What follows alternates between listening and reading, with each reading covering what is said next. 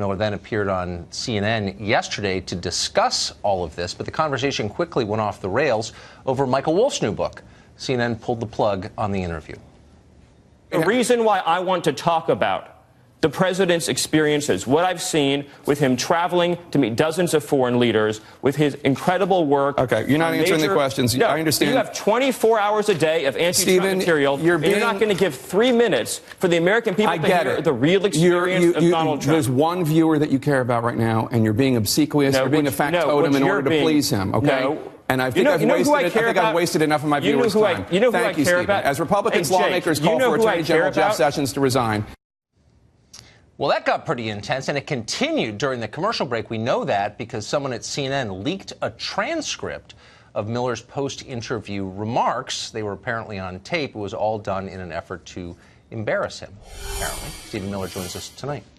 Stephen Miller, thanks a lot for coming on. Hey, thank you for having me. So CNN called around to news organizations today and said that you were escorted off the set by security. Presumably you were not a physical threat, you were not armed. My question is, they felt you were a threat. Do you think if you had been, I don't know, a member of MS-13 here illegally, that CNN would have had security pull you off the set? Well, I assume if I was a member of MS-13 here illegally, they would be clamoring to get me into the voting booth. But I think that,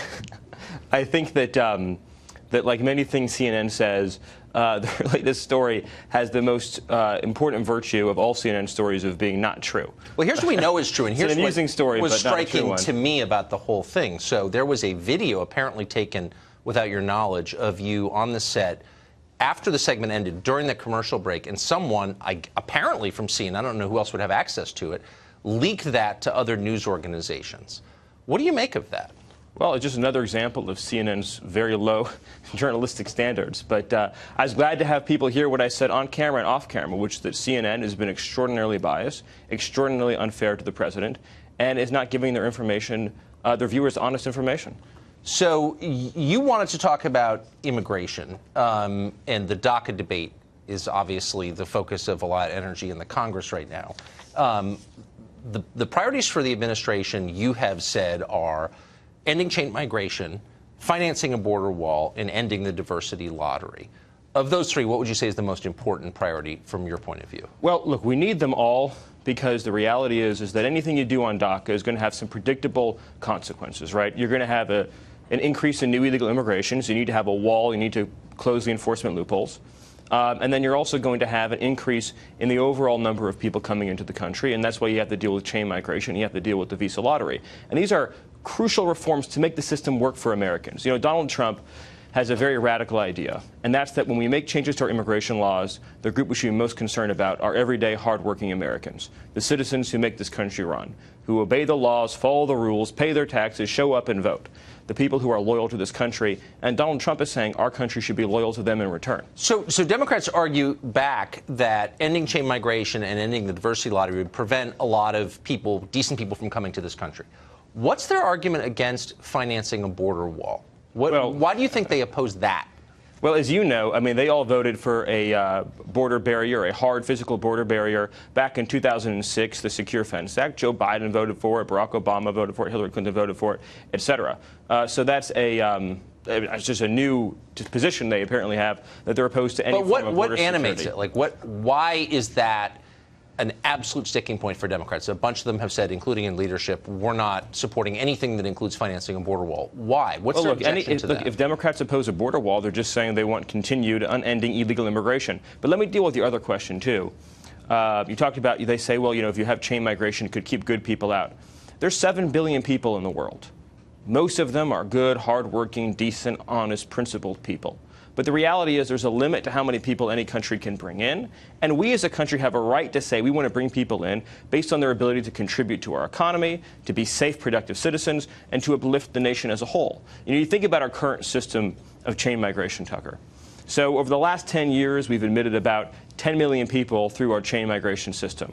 To understand how many people that is, you're talking about every hour, that's about the size of a high school auditorium, Every day, it's the size of a large high school. Every week, a small city. Every month, a medium to average sized city. And every year, a very large city, a city the size of Washington, D.C., or almost to San Francisco, every single year, just through chain migration. What's the effect of that on taxpayers? What's the effect of that on wage earners? What's the effect of that? And that's legal. Right. That's just folks coming in on green cards through chain migration. So what's I always ask this question of proponents of immigration, including of illegal immigration. What's the ideal number of immigrants, people from other countries, moving here every year? Right, and oftentimes they won't have an answer to that question. Well, what's your answer?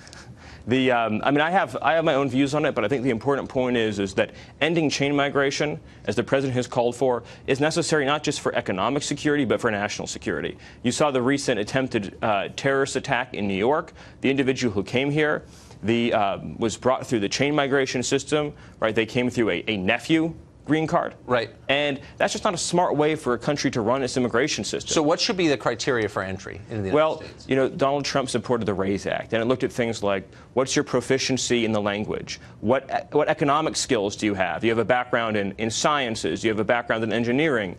Do you have a background in law or writing?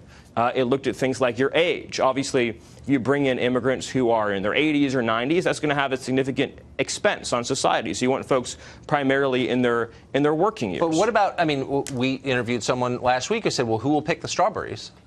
How many immigrants, low-wage, low-skilled immigrants, do we need a year for the ag sector? Well, as you know, only about 1% of the immigrant population of the country works in agriculture. So it's discussed a lot, but it's a very small portion of the overall labor force. The typical job that a lower skilled immigrant worker might do might be construction work, it might be hospitality work, it might be restaurant work, or it might be not working at all and just going onto the welfare system if there isn't a job for that individual. So if there's no clear economic rationale for our current immigration system, and it doesn't sound like there is one, there's no economist saying we need to bring in this number of low-skilled immigrants, then why does the Democratic Party support our current system and want to liberalize our current system so vehemently? What motivates them? Well, you're asking the right question.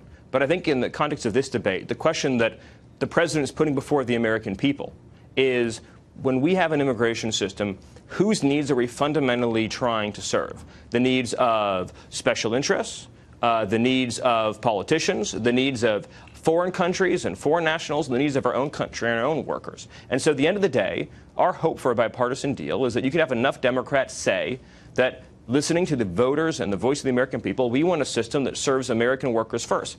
And what Donald Trump has done that's so exceptional is, for the first time that I can remember, for the first time you can probably remember, we have a president of this country who, when he talks about immigration, he talks about what is right for the everyday, hardworking person. So we're almost out of time, so I just want to get to the one quick political question, which is, Democrats have said they're not going to come to any deal with these three components in it: border wall, reducing chain migration, ending diversity lottery. Where's the wiggle room on the White House side? Look, Democrats ultimately have to make a choice. They care a lot about providing a benefit to illegal immigrants. We're saying to them, if you want to make that deal, then you have to deliver benefits for American families and American taxpayers too. And if both sides are willing to agree to those terms, Tucker, then we can have a deal. And most importantly, we can have an immigration system that 10, 20, 30, 50 years from now produces more assimilation, higher wages, more economic opportunity, and better prospects for immigrants and U.S.-born alike.